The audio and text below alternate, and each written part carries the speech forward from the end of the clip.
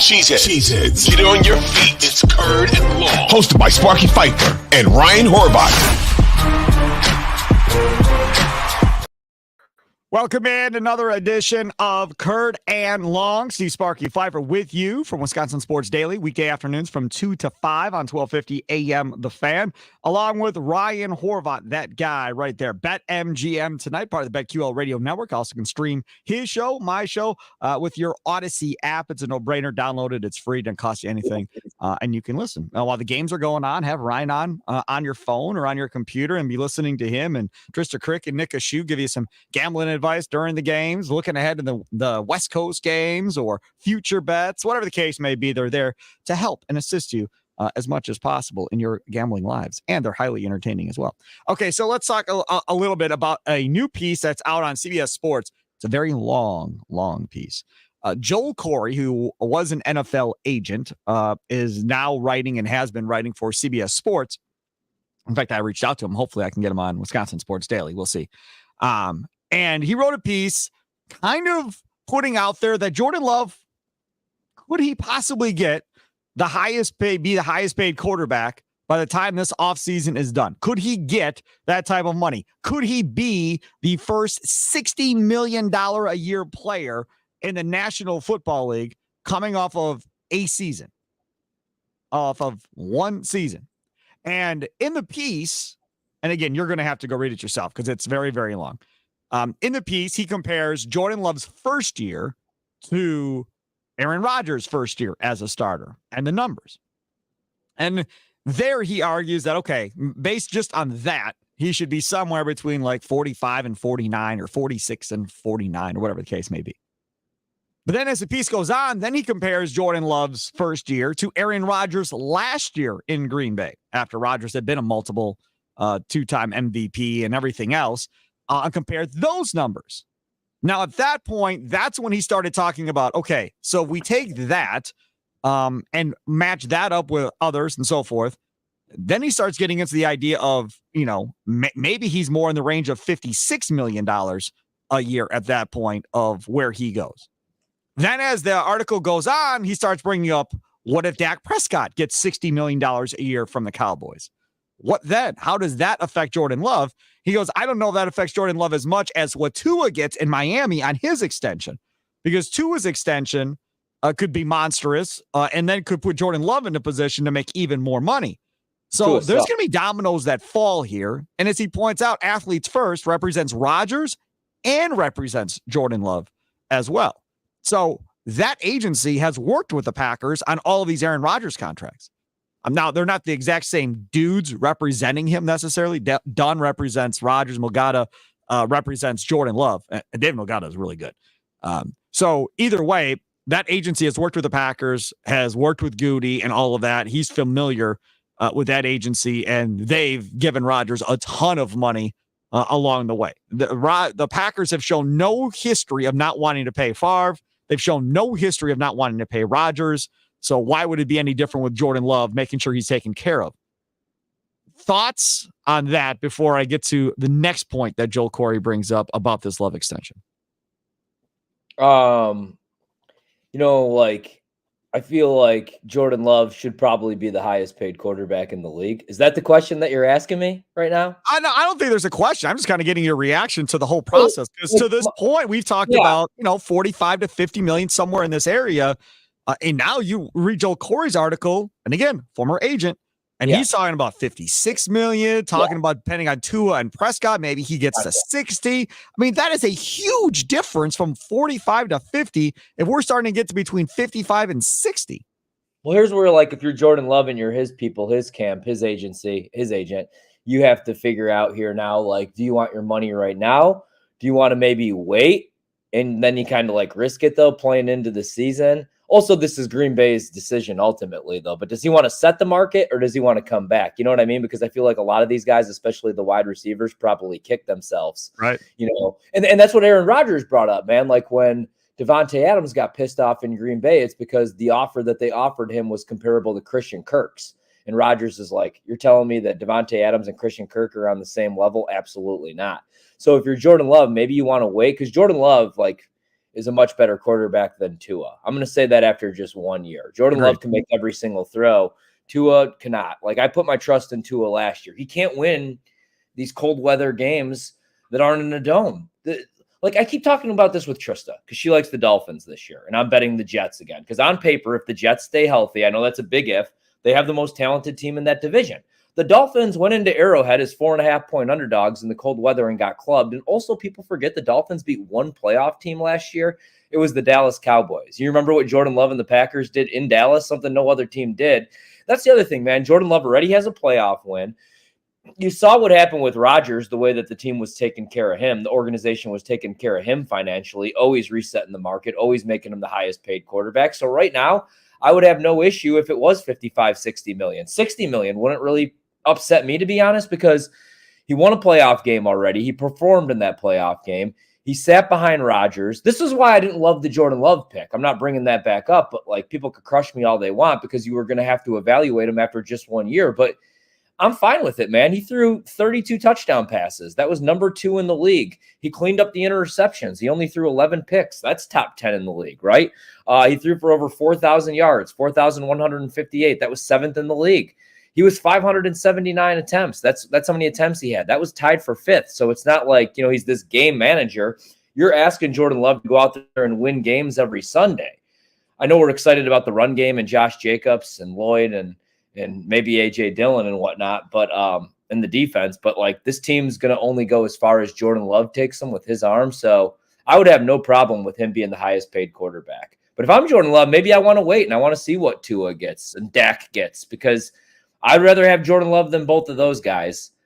Even Dak. I love Dak in the regular season, but Dak's never done anything in the playoffs. And Jordan Love just outplayed Dak in a playoff game already after just 1 year. So, yeah, that's all kind of what I expected.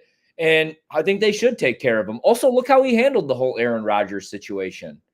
I mean, most of these guys, like even like Michael Penix, that's why I hate to pick for Atlanta. He wants to play. He doesn't want to sit there for 2-3 years of his life holding a freaking clipboard with a headset on. These guys want to play football. They're football players.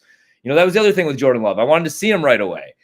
We had to wait 3 years to figure out if he was any good. And then, like, it was week 9 and we didn't know if he was any good. People were calling for Sean Clifford.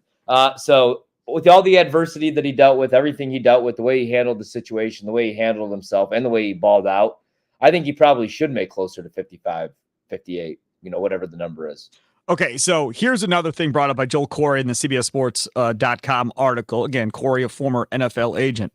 He says Love should want to give up no more than 4 new years in his contract. This would allow him to be best positioned for the expected significant salary cap growth in the coming years, thanks to the latest media rights deal, reportedly worth, are you ready for this?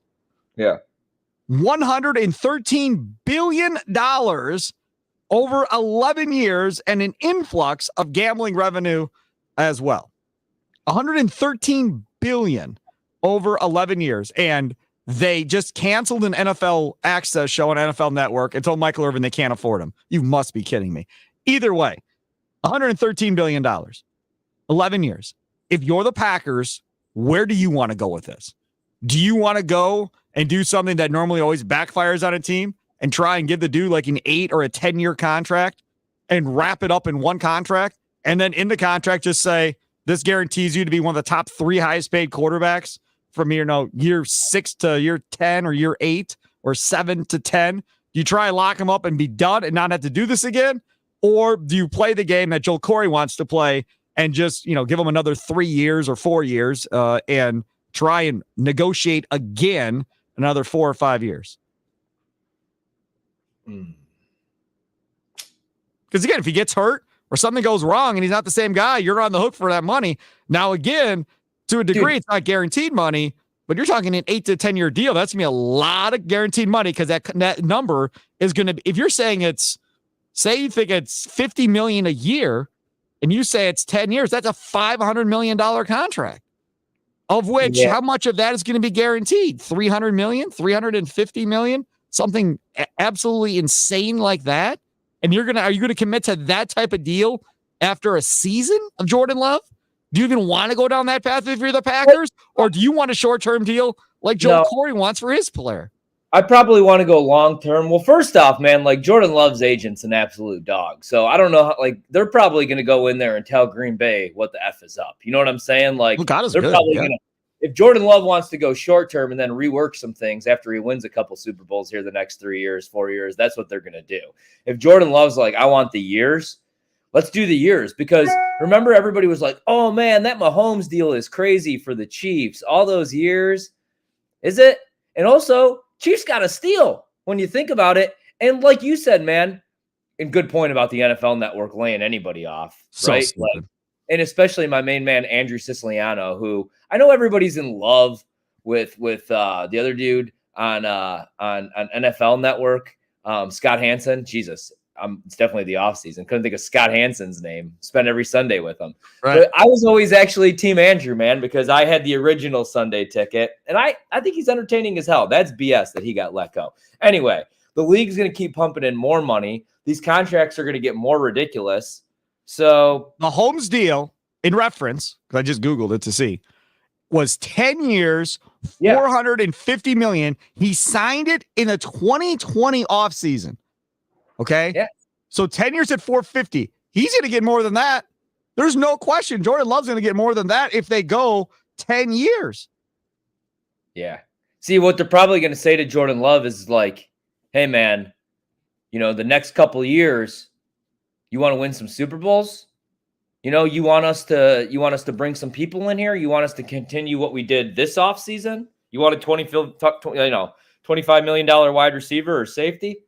Not that they got the wide receiver this year, but you get what I'm saying? Like, you know, you want to do something short term, maybe a little bit cheaper.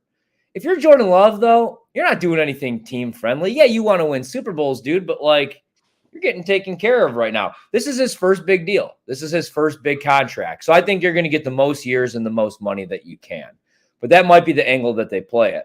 You want to do the Tom Brady route and win some Super Bowls, or you want to go the Aaron Rodgers route and look at your defense and see converted small forwards at safety and Ladarius Gunter getting stiff-armed to hell in NFC championship games. And Jordan Love might be like, let's win. And I know how good I am. I know I'm confident in myself. Take care of me in 4 years. I don't know, man. I think that if I woke up tomorrow morning and I saw Jordan Love 10 years, $550 million, I'd be like, let's go. I'm in on that. I have no, like, and this is coming from me. People think I'm this, like, you know, Jordan Love hater. I'm still skeptical. Like, I've seen all I needed to see. I told you that last year. And also, I don't think there's any way that there's regression for Jordan Love year 3 because, and I know it's only social media and I hate social media, but I see these video clips. Like, I see him working out with Chase Daniel and I hear Chase Daniel say, like, nobody's put in this kind of work before May since I worked out with Drew Brees like 10 years ago. And you even just see it like in Jordan Love. Like, you could like look at his body and see like he's putting in the work. You know, he looks more like not to sound like a weirdo, like a man now. Like when he came into the league, you know, they had that shirt off picture, the shirtless picture where they're on the boat. They were comparing it to Justin Fields, and the Bears fans were all excited because for like 3 months they thought we were going into like a Mr. World competition, a weightlifting competition, not a football season. And Jordan Love kind of like looked like one of us. Now, I don't know, man. Jordan Love is like swaggy as hell. He's got the braids going, the cornrows going right now. He's going on podcasts. You know, he's kind of like giving crap back to guys. Oh, you thought I was going to be a bust, you know? He's feeling himself. And that's the biggest thing with these quarterbacks, dude. You got to remember at one time, Tom Brady was like a fat-faced 7th-round pick from Michigan that was splitting time with Drew Henson. Then he won a couple Super Bowls and started partying in Hollywood with Tara Reid, and then he became Tom Brady. Now he's like on the roast. You know what I mean? Like, it's all about confidence, though. Like, Zach Wilson's bad, but he's probably not this bad if he had a team that believed in him, you know, and everybody didn't write him off and crap all over him. You know what I mean? Like, there's certain, like, look at some of these guys, man, that just got put in better situations. But it's all about confidence. It really is. Look at pitchers. Look at Corbin Burns a couple years ago compared to where he's at right now. That's what sports is, though. And Jordan Love is feeling it. He's got a team that believes in him. That's the other thing, man, is you could say what you want. Matt LaFleur did not believe in Jordan Love the first 8 weeks of the season. Or Stenovich didn't. They didn't trust him. They didn't trust him until the second half of the season. And I don't think a lot of the vets in that locker room did either. Jair can say whatever he wants now. Rashawn Gary's a pretty good team guy. He also just got the bag, so it's easy to be the team guy when you make $100 million, isn't it? Yep, no doubt. Yeah, he's got the confidence in that locker room. He's feeling himself, and I'm jacked for this season. I really am. I'm so excited, man. So Joel Corey just got back to me. Can't do it today, so we're working on a different day. So I think I'm going to get him on Wisconsin Sports Daily here at some point, just not today, Thursday. So Corey brings up another point in here. And whenever I used to bring this up on the big show, I would get ripped on and told, they don't care about that stuff. Joel Corey, former agent, brings this up. Gooden couldn't do himself any favors with his praise of Love in a recent Sirius XM NFL radio interview. The Packers general manager said, quote, certainly he, meaning Love, played at a very, very high level in the second half of last year, and I think the sky's the limit for him, end quote.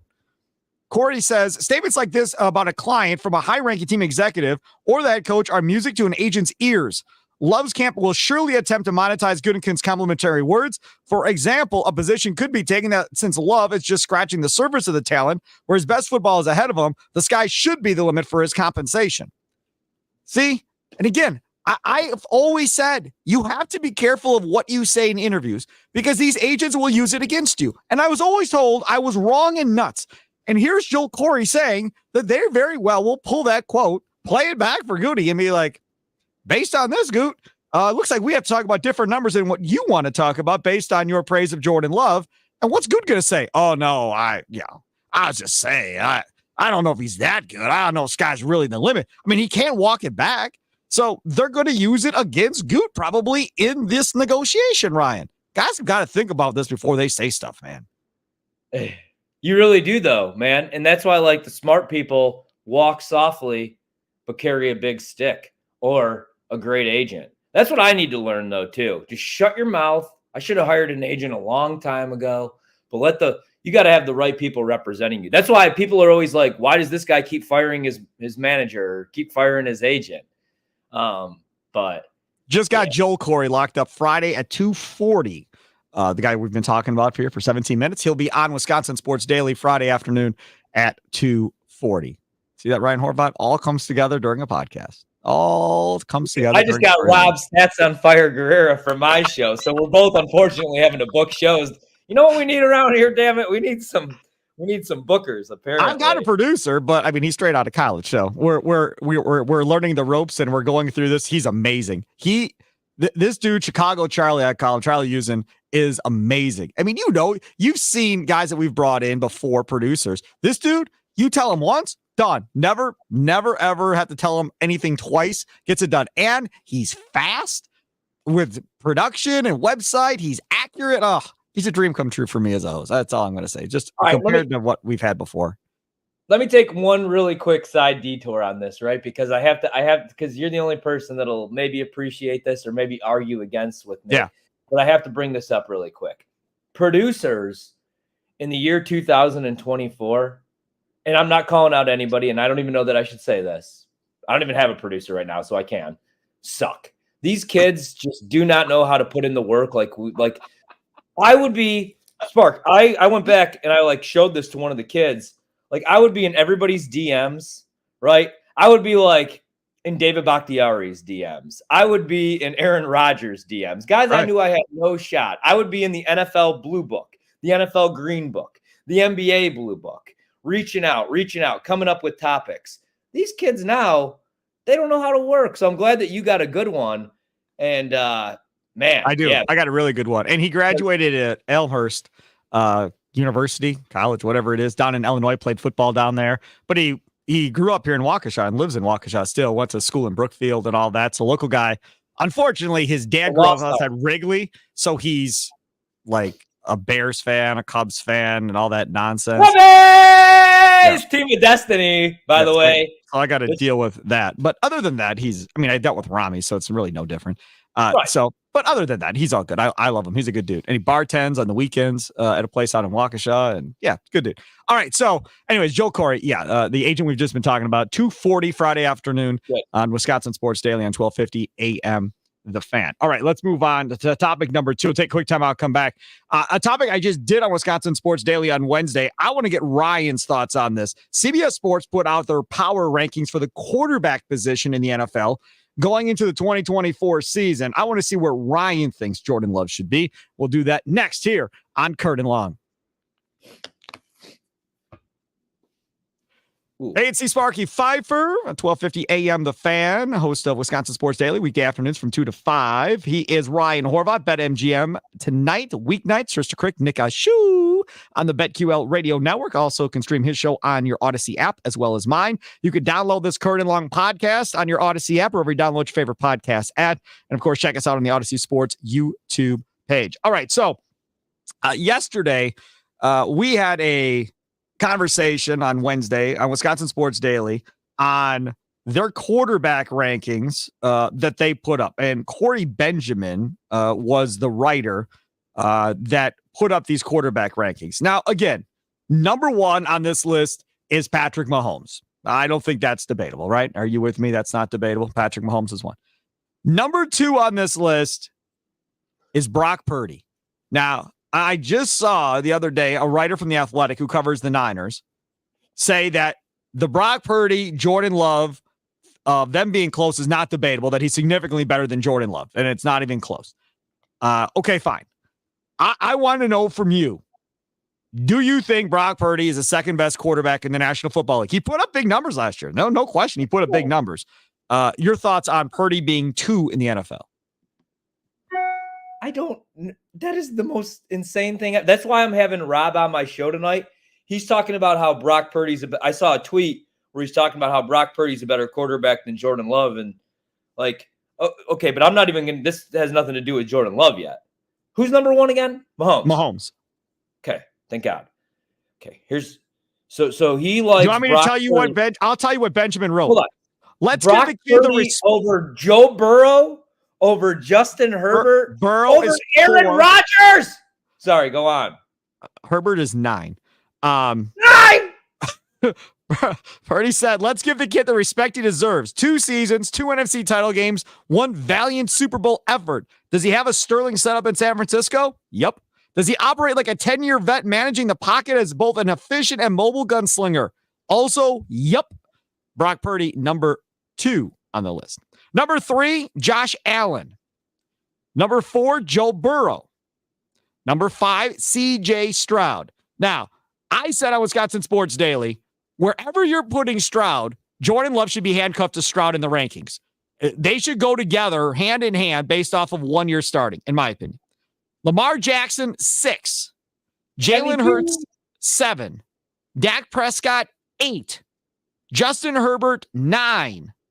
Jordan Love, 10. Aaron Rodgers, 11. So where do we feel Jordan Love belongs on that list? Does he belong at 10? Does he belong higher up on that list in front of some of these other guys like Prescott and so forth? Does he fall below 10? Rodgers, 11. Tua, 12. Goff, 13. Cousins, 14. Trevor Lawrence, 15. Stafford, 16. This is insanity. Now we're talking like obviously current form, not what they've done in going into 2024. Yes. Going into this year, what are your quarterback power rankings?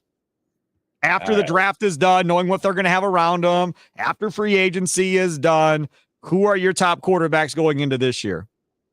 Mahomes is definitely obviously number 1. See, my list is going to be a little bit different. And like week 9 to week 18 last year, Jordan Love was a top 5 quarterback. If we get that Jordan Love for an entire season, I think his ceiling is top 5, maybe even top 3. Like my list is a little bit different though. Like Josh Allen is great. He's great. But how are we going to and Joe Burrow was hurt last year, but how is Josh Allen ahead of Joe Burrow, who's played in a Super Bowl, who's beat Patrick Mahomes? Josh Allen's only beat Mahomes once. It was in a regular season game. I love Josh Allen, right? But like who's wide receiver number 1 this year? Keon Coleman, Dalton Kincaid. I'm going to go Joe Burrow over Josh Allen. Maybe people forgot because he was hurt last year, but I think Joe Burrow might win the MVP this year. Justin Herbert has a real coaching staff. I guess 9's fair, though, because he hasn't really done anything. And I know win-loss isn't a career, like a quarterback stat, but he's barely over 500. I got Jordan Love over Brock Purdy. I'll tell you that. I'll take Jordan Love over Brock Purdy. Brock Purdy plays in the Kyle Shanahan offense with Christian McCaffrey, with the best left tackle in football in Trent Williams, with Deebo Samuel, with Brandon Ayuk. Anytime, though, Trent Williams is not on that field, like, go back and watch that Christmas night game against the Ravens. George Kittle, exactly. He's got so many weapons, and he's in the perfect system. He's a good quarterback, but he's not number 2 in the league. He's not better than Joe Burrow or Josh Allen or frickin' Lamar Jackson or Jordan Love. I'm sorry. Like, Jordan Love's doing what he's doing with Wicks and Romeo Dobbs and Christian Watson. You know, like, it's a big difference, man. So I would have, like, my top guys are still Mahomes, Burrow, Allen. See what Jalen Hurts does this year. I think he's going to have a bounce back year. We'll do coaching staff again.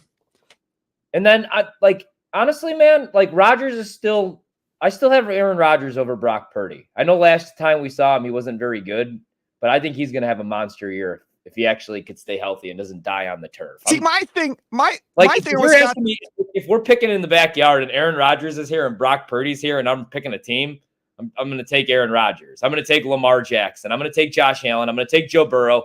I'm going to take Jordan Love. Dak is what he is. Goff is what he is. Cousins is what he is. Like, who are guys that could go out there and win you a game?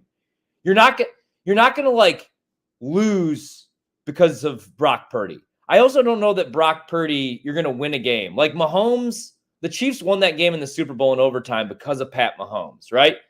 The 49ers didn't win because of Brock Purdy. They also didn't lose because of Brock Purdy.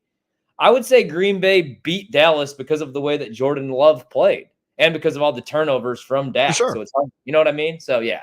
Purdy has put together some game-winning drives and late drives for the Niners, I think for sure. My point on Wisconsin Sports Daily was this. If I took Jordan Love and put him into that system in San Francisco, do they win a Super Bowl? If I take Brock Purdy and put him with that offense and all those rookies and second-year players with the Packers last year, what do they do? I don't think they win a playoff game. I definitely don't think they go into Dallas and beat the Cowboys. Again, this isn't like me crapping on Brock Purdy. No. I think Jordan Love is I don't think there's a drop-off whatsoever. I don't know if San Francisco beats Kansas City in that Super Bowl because Brock Purdy, again, isn't the reason they lost that game. He actually played pretty well. Yep. I think they're in the same spot. Jordan Love has the bigger arm than Brock Purdy. Purdy is closer to Brady. Yeah, I agree. Like Kirk Cousins, same thing. We have Jason Lockenfora coming on our show saying that he wouldn't be shocked if Kirk Cousins is the starting quarterback of the San Francisco 49ers next year if Atlanta wants to move on. That's what he came away. Get out of here. That's crazy. Why would they move on for Brock Purdy for? This dude has a rank 2. The Athletics the Niners beat writer for the Athletics says he's significantly better than Jordan Love. And now you're telling me they're going to move on from Purdy after this year? Based on what? Like, what has he done wrong to why the Niners would move on from? It's not like Kirk Cousins has won a bunch of playoff games in his NFL career. That is not the case. Purdy's done better than him in the postseason already. That's what I'm saying. I don't think it's happening. I think it's crazy talk. I think that what Jason said is crazy talk. But what I'm saying is, like, nobody's having this conversation like the Packers are going to replace Jordan Love maybe next year, or Mahomes might get replaced or Josh Allen. So how's he the top quarterback in the league, number 2, if people aren't sold on him still? I don't know, man. Take Purdy, put him in the Texans offense where Stroud was. What does he do with that offense that CJ Stroud just absolutely carved up the NFL with last year? What does Purdy do in that offense? Get out of here. I'm sorry. I'm taking Stroud over him. I'm with you. And maybe it's unfair to Brock Purdy. He didn't get to choose where he ended up, but he is surrounded by a lot of great talent. That's just kind of it. And I'll give you an example. Troy Aikman with the Cowboys. You start talking about greatest quarterbacks of all time, and we like to go by rings. Nobody ever talks about Troy. Ever. It never happens. Why? He had a Hall of Fame offensive lineman. He had a Hall of Fame running back. He had a Hall of Fame wide receiver, a Hall of Fame tight end in Novacek. Stacked. And nobody ever gives him the credit. We talk about Terry Bradshaw, another guy surrounded by Hall of Fame talent, and you wonder why he never gets brought up. It's the guys that do it with less. Tom Brady, when he got in the league, he didn't have Hall of Fame wide receivers and running backs on that roster, but he made it work and won Super Bowls, and that's why everybody gives him so much credit. Yeah. Also, man, like I think Matthew Stafford is ahead of Brock Purdy as well. Like Matthew Stafford, I know he's a statue in the pocket. He doesn't have a very good offensive line, but like he can make every single throw. He's won a Super Bowl. I think the Rams are going to be really good. They had the number 2 offense in the league last year, right behind San Francisco. The Rams did, man, according to DVOA numbers. And they're probably only going to get better this year if Kyren Williams plays a whole season. So, yeah, Purdy's good. If you tell me like Purdy's top 10, if you replace like Purdy could be 9 or 10, dude, but he doesn't have the talent that Justin Herbert has, Joe Burrow has, Jordan Love has. These dudes are just like freaks. Like that Jordan Love's a freak. Joe Burrow might be a little bit like of a system. Joe Burrow's also had a lot of weapons, dude. LSU, that team was not fair. Jamar Chase, Justin Jefferson, Clyde Edwards-Helaire, Randy Moss's kid at tight end, Thad Moss. That team was not fair. And then he goes to the pros, and it's T. Higgins, Jamar Chase, Tyler Boyd, who's now a Titan, by the way. He's had a nice run. But, yeah, let's see what he could do this year. But I love Joe Burrow. See, Joe Burrow, going back to, like, Jordan Love, that swag, like feeling yourself, man, that's what Joe Burrow has. And that's what Jordan Love, I'm starting to see. That's what I like. You need that. Brock Purdy reminds me of, like, a dude that you see in, like, a Kohl's ad, right? Or, like, he reminds me of, like, everybody that I met in Iowa. He's got his checkered shirt on. You quit making fun of Iowa. I like Iowa. Everybody makes I love fun of Iowa. I told my wife I want to move back there. I like Iowa. Me. I'm a dad. I'm a Brock Purdy. Yes. I'm not out there wearing the top hat and the flashy stuff anymore. I'm more Brock Purdy than Joe Burrow. I don't want my quarterback to be me or you, Spark. I want my quarterback to be the flashy guy. I want the swaggy guy. That's why I'm all in on Caleb Williams. And I don't know what J.J. McCarthy is going to be because those are the kind of quarterbacks I like. Yeah, no doubt. He is Ryan Horvat. Follow him on Twitter at Ryan Horvat. Follow me at Sparky Radio. Check out his show, of course, weeknights, BetMGM tonight. Trista Creek, Nick Shoe on your Odyssey app or on the BetQL Radio Network if you have a BetQL station near you. And you also can check me out, Wisconsin Sports Daily, weekday afternoons, 2 to 5 on 1250 AM The Fan, or stream us on your Odyssey app. Enjoy the rest of your day, everyone. Have a good one. Toodles.